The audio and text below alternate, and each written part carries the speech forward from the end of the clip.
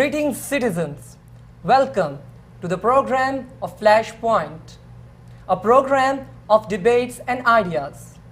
This program has brought to you by Lawrence Debate Union at University of Vermont.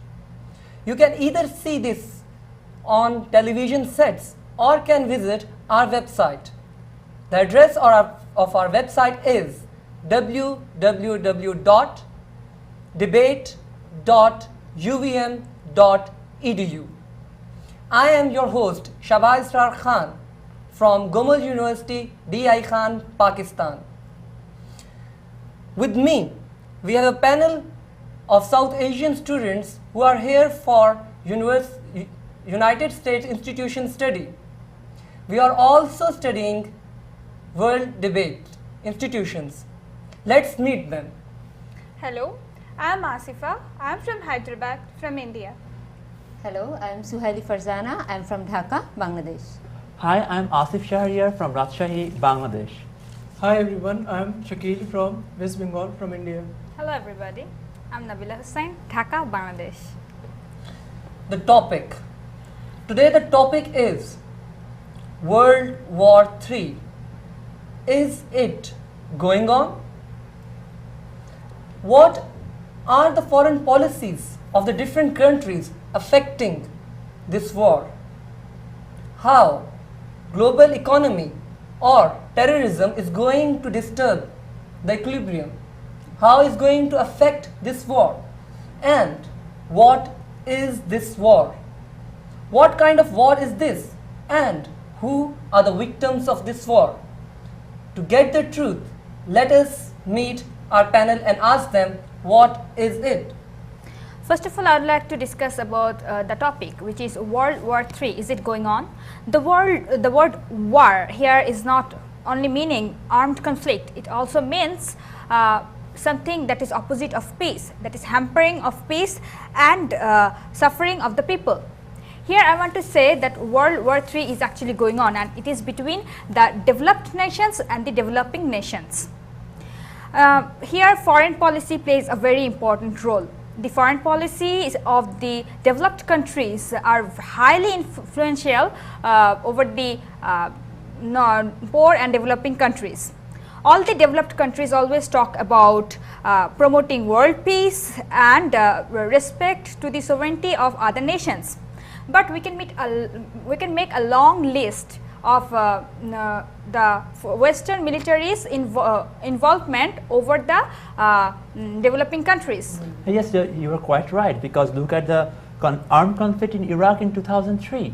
What happened there? The US argued that they have the weapon of mass destruction, but and they go for the armed conflict with Iraq. And what happened finally? UN Monitoring, Verification and Inspection Commission, that is UNMVIC, didn't found nothing wrong. Even Russia and China gave veto against this war. See what happened? The war is still going on. Yeah, you are right. What I think is that even if the war ended the barbaric rule of Saddam Hussein and then tried to restore a democracy, but the manner of the execution was not good. The way it was executed, Yes. the people were not involved with the system. It was not really a democratic or a diplomatic approach, I think. Yeah, and I want to add something here about the dictatorship. The foreign policy does not support the dictatorship, but if you see in the real world, what we can find is they are supporting certain dictators who are supporting them. Like I can give you the example of Pakistani President Parvez Musharraf. He is a dictator, but he is being supported by the UF government just because he was an ally of the war on terrorism. Yeah, it's quite, Suhaili, it's really quite amazing to hear that in this 21st century world still we are living and still there is no democracy ruling over Pakistan. And I think this all misguiding foreign policies leads to the concept of terrorism. What's happening over here is lack of understanding between the different cultures and the different developing countries is leading to terrorism. And the Al-Qaeda, which is a terrorist group, as we all know that because we hail from these South Asian countries and we have like lot many things hearing about Al-Qaeda people. So they are supported by the developed countries. It's not like developed countries, they are supported by the superpowers. So the terrorism is just going on increasing. And in addition to that terrorism, I can give you that active genocide. Active genocide, which is just trafficking the whole world. Active genocide. There is the most recent one is in Sudan. They were the villages of the Darfur, a village named Darfur. The villagers they were just trafficked out. They were. What happened in the sense like the government directing the military attacking without civilians. They were like. The Darfur villages, they were cracked out of the society. And what do you think?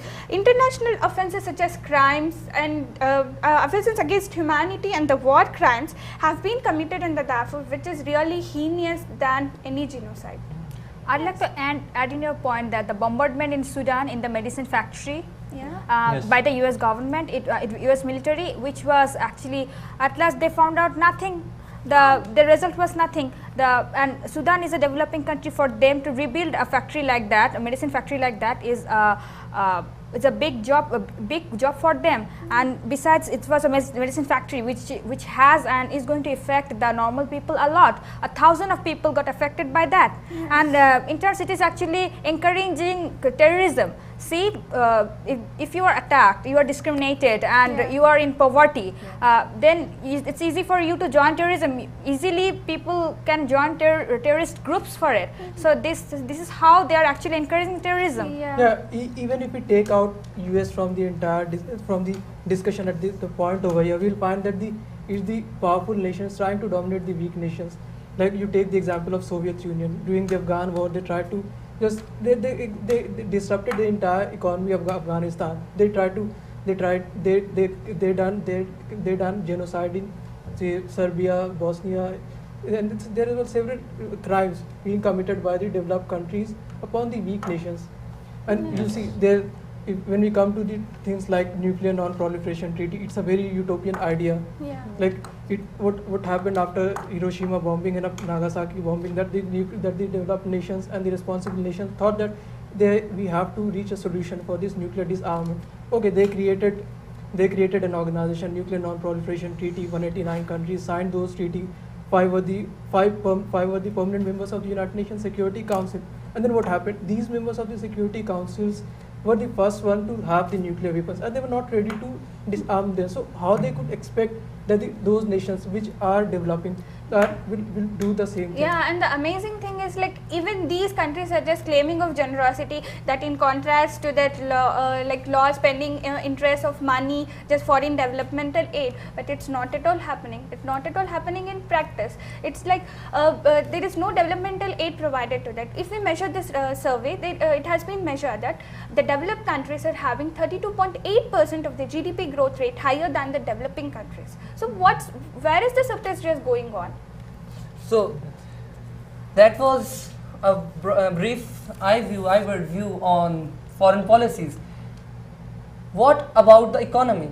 Because economy is the major tool in various eras of the world. What do you think? Yeah, Shabaz, I agree with you. Like economic policies plays a very important role, and I can say like US imports tariff on the foreign goods like wood and agricultural products, in contrast to support free trade, which is they need to protect capitalism, right? In contrast to support free trade, they are protecting the local industries from the global competition. They are just US is like US, not only US, they are like Western powers are just importing tariffs on the foreign goods. Yes. I would support one point of Asifa. She mentioned a very good point. Like these nations have globalized the entire world, and they are not ready to globalize themselves. Yes. There's the problem. Yeah, there lies the problem. Yeah. And the other problem about the economy is the food crisis. Food is our basic need. We can't live without food. And what's happening is the food crisis, and it is a very major. It has become a very major issue in our countries. I mean, the developed countries, and also for the developing countries.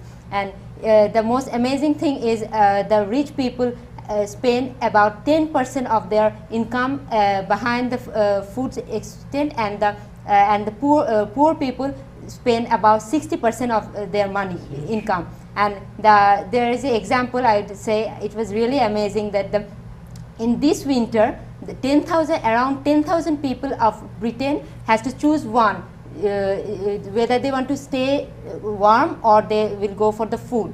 So it's not only about the developing country; it's also the developed country are suffering. The poor of the Yeah. developed Well, countries are Suhaili, suffering. I just going to give you some interesting statistics of that. About 880 million people every day go to their bed in night without having any food. Yeah, it's What a food crisis that is, we are suffering. Just look at the statistics. Yes, I would like to mention a point. In India, we have the growing billionaires. Yeah. So we have a very fast developing economy. But the situation is that we don't have the entire structure over here. There are people, there are poverty, and the poverty is at a very extreme level. So the thing is, the problem is that there are people who are very poor and there are people who are very rich. So it's a very big gap. This It's is the yeah. problem of middle Huge income gap. discrimination. Bigger. The gap Bigger is gap, being yeah, between richer and poorer. And what you think about the oil prices that are getting higher and higher every day? What is the role of oil price in this regard? Well, I think oil price causes inflation. What is inflation? It is the raise in the price level. So, if oil price increases, the transportation cost increases, which increases not only food price but also price of other products also. The price level of everything increases, which is causes inflation. And today's globalized economic world, if inflation in one country has a big impact over all the other countries of the world. So that is I a would big like to tell you, like while we were coming before, it's just a last month issue. Like India was just quaking about 8% of inflation rate. Yeah, and the top 10 countries, Zimbabwe stand first, which is about 355,000 percentage of inflation, and it's quite astonishing to hear that still they are like having presidential food policies over there. And Iraq, you would be surprising to know that Iraq is the second country, topmost second country in the world, which is having inflation rate of 52.2%. And you know what the surprising thing over here is that in our country, our Prime Minister is an economist, our Finance Minister is an economist, the chairman of the deputy chairman of the Planning Commission is an economist. Yeah. They are not able to solve this inflation crisis. Yes. So is the problem that the inflation is not only in India, inflation is affecting the entire world. It's not that they Yes. are the developing countries Yeah, only getting it's a affected. global issue. It's not Yeah. concise to a certain part. And with this, even we can say about the food problem, food crisis, which is just leading to epidemic diseases like cholera, tuberculosis, which is affecting our countries very much, right? And what do you think about human trafficking? What I think about human trafficking is that, what is human trafficking? It's just trading of human beings, right? Human trafficking, can you believe, it doesn't only take place in the poor countries, but all over the world. In Eastern and Central Europe, it takes place in Thailand, it takes place in Russia, which is one of the leading nations, and it takes place in the southeast part of Asia. So what is here human trafficking, but one thing to be noticeable is very noticeable is that human trafficking, here the only victims are the poor. Majority of them are children and women, but the victims are poor, because the people who have no other choice to improve their family income, they are the people who are the victims. And human trafficking takes place by frauding. Most of the time it's by frauding. So what happens is that the poor people gets into the trap of the human trafficking. Yes. Even sometimes you are pretty much exactly sure. You are exactly correct that you are saying about fraud. I think the reasons behind the human trafficking is nothing but fraud, which is leading to, and the people who are lured and people who are indebted lot, and that's what all happening in our countries. Like we come from these countries, we see so many people just being lured to other instances and being indebted lot many times, and there are like issues over there, and this is all happening due to coercion and fraud, just leading out human trafficking. Yes. So you all have put the problems onto the table in a very good manner. So now here the question arises that yes, we feel that all of us are in the state of war, and everyone among us, every human being is the victim of war. Now the question is how to solve this war. what I think first step should be improving the foreign policies of the developed countries. what I think is that intrusion of the developed countries over the political matters of the developing countries should be stopped at first. And second thing I would like to say is that changing the military policies. Yes. As we have seen, there are a number of wars which have taken place, or should I say the Western military involvement took place in some of the developing nations, just in an assumption that there are terrorists or there are massive weapons. So the main thing should be they should be looking for causes of terrorists, not terrorism, not symptoms of terrorism. Yes, basically I can quote like soft power in concept of military power. You're talking about military power, and the best thing which to eradicate military interventions or the military power is soft power. Soft power, as we know, like we believe in humanity in this world, and we believe in dialogue rather than just armed conflict. And I think the developing nations like India, Bangladesh, Pakistan, and with this many other developing nations, they all are ragged today in this soft power. And okay, fine, there is military force, but they have limitations with it. And Afghanistan and Vietnam, which are just only developing countries, they have taught us the best side with the larger army doesn't always win. It's just like if you put aside the larger army and the better story, the more attractive culture and more numerous channels of communication always does better the one which does with the guns. So you're talking about negotiations, right? Yes. Yeah, Okay. negotiations. Yes. Look Absolutely. what happened in Iraq. The Western powers deputed their army in order to restore the peace. Okay, you have a good intention, that is fine. But the way that you are doing everything is not actually, you are not negotiating. You are thinking that military power will do everything. So in that case, we see that we have other examples where we have a stuck West Asia process, peace process. West Asia, we have not been able to negotiate the thing. We have not been able to come to the solution, and what's basically the reason of that? Just hang on. I just remember one another point. Last week I just had an article. I just learned from the article of the New York Times. There was a quote like Barack Obama. He is just driving away towards soft power. When Condoleezza Rice, she just asked about whether you are supporting Iraq war or not. He said, no, I'm not going to support Iraq war. I thought, like, is he nuts that he's thinking like, okay, being an US resident, just not supporting Iraq war. But it's really pretty sure, like, if we are going for the soft power, we can believe, like, we can achieve more peace and harmony than with guns. Yeah, we just don't want to go for the war. Just being the peace by negotiation, having some roundtable meetings. Yes. I think Yeah, like good. the case of NPT, you see, the idea is really good. We could reach a solution, but what is required is a very responsible leadership. Leadership should be very responsible. Only then the followers would follow you. You have brought a very good idea. You are trying to disarm the world. That's very good. Because if we don't disarm the world, we will have a nuclear catastrophe.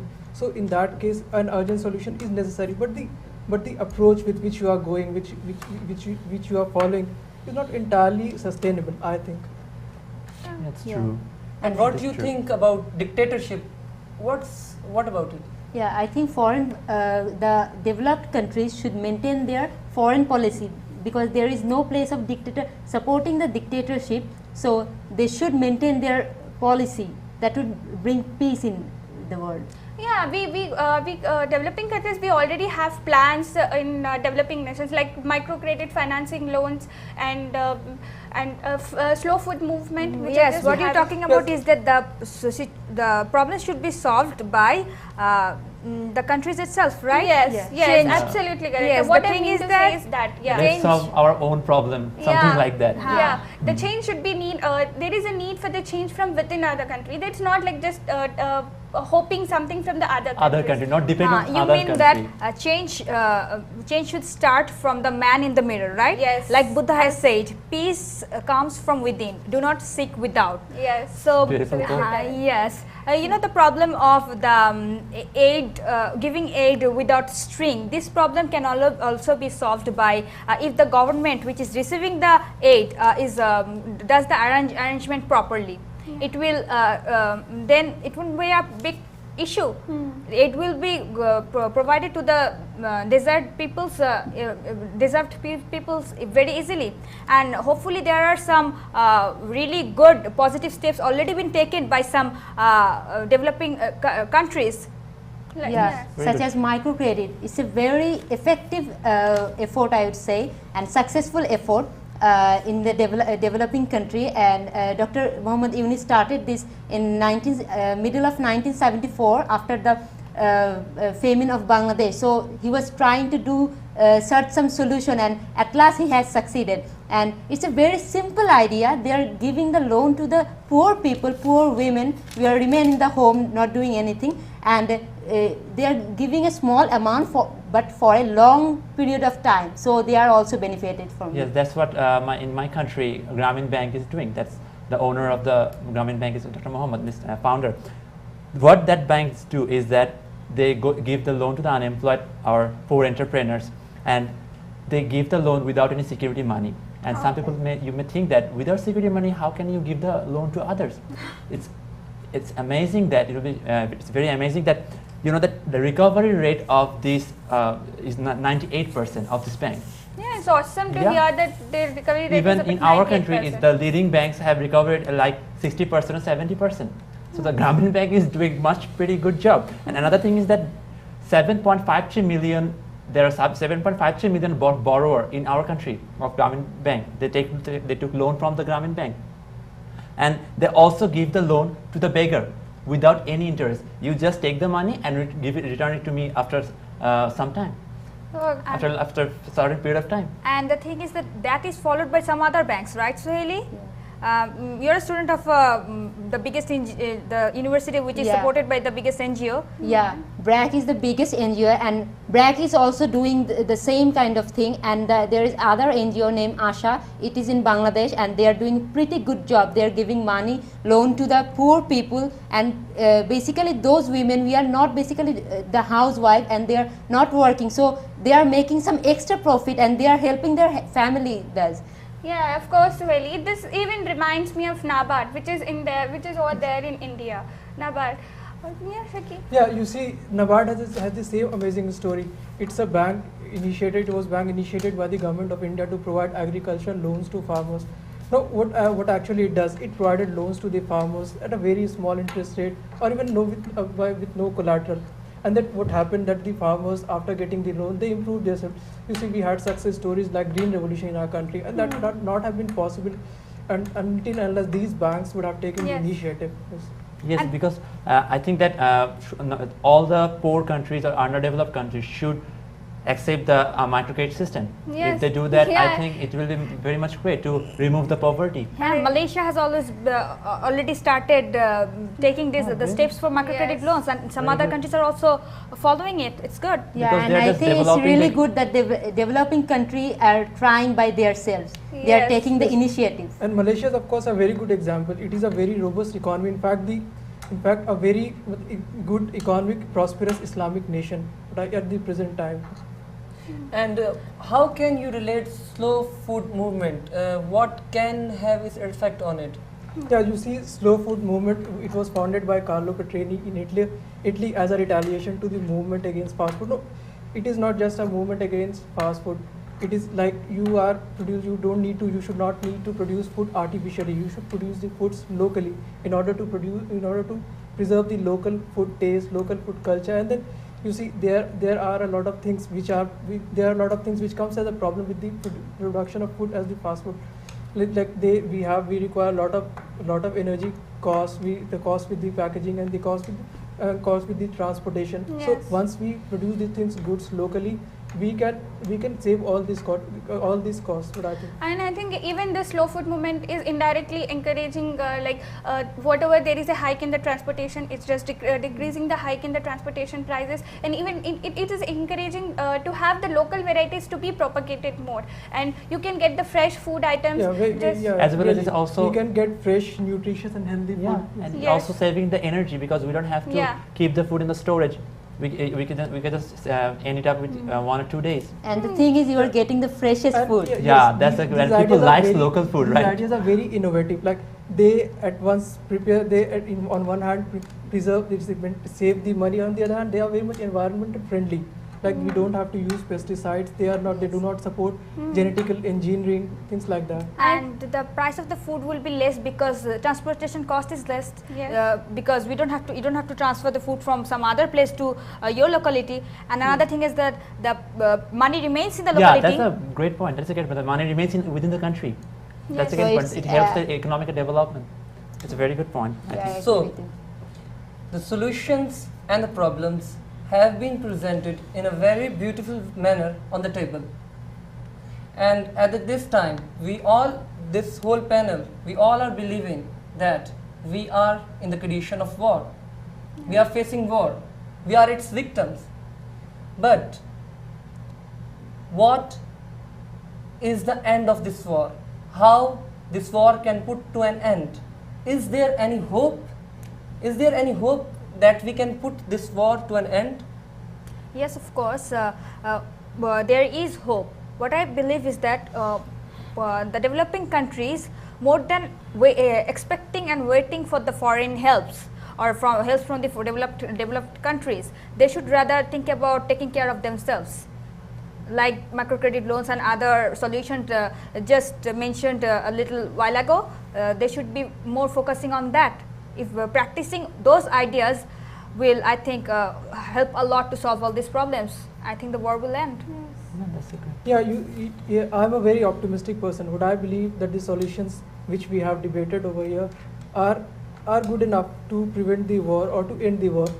But I think that we have today everything. We have a good technology. Our science is on the high. We have everything. But what we lack is initiative. We lack the realization that we need to have an inclusive growth, a growth in which everyone is participating equally, a growth in which developing and developed country are both moving at the same pace. So what we need is that we need to just bridge the gap between the haves and have-nots. Just bridge the gap between the haves and the have-nots. And what you think? Okay, I think that the thing we have to develop is our economy, and that's why we have to liberalize the foreign economy. And that's the sentence, is that we have to liberalize the foreign economy. Yeah. And about, I'd say that about the foreign policies, whenever a country is going to make a policy, they should think about the whole world, not only their country or the other country, the whole world, because in this era, we are in the globalization process, so they should think about the whole world. What I personally feel is like always there is a hope that this world war is going to have an end at certain point of time. But there are two contexts, like they go hand in hand. One is the government and one is the participation by the individual. So everyone should feel responsible, even the government and the individual, to how to just put an end to this World War III. And there lies the hope. So our discussion comes to an end, and I will add some words of Allama Iqbal, who is a poet of Pakistan, that let your heaven within be created for this earth, for life is action. Well, thank you so much for your watching this edition of Flashpoint, and do not forget our advice. Think for yourself.